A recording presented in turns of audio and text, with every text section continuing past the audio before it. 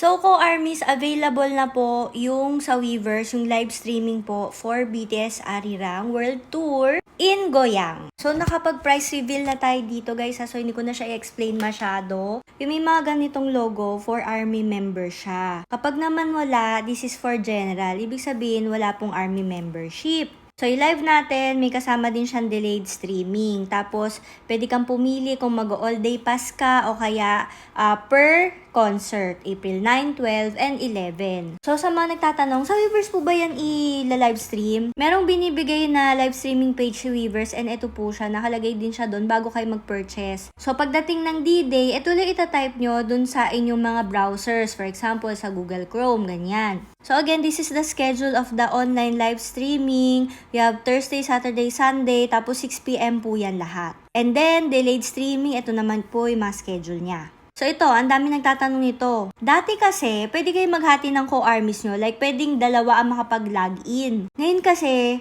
only one device kapag 4K single view. So, pareho na sila. 4K single view, tsaka HD single view, one main screen lang kasi siya, kaya only one device lang yung pwede mag-login. So, ayun, hindi kayo makapaghati ng co-armies nyo unless pares kayo manunod sa isang household. Yung schedule na to, kay malilito, for Goyang lang siya, walang Tokyo dito. So, let me know co-armies kung manunod pa rin kayo sa live viewing or sa live streaming.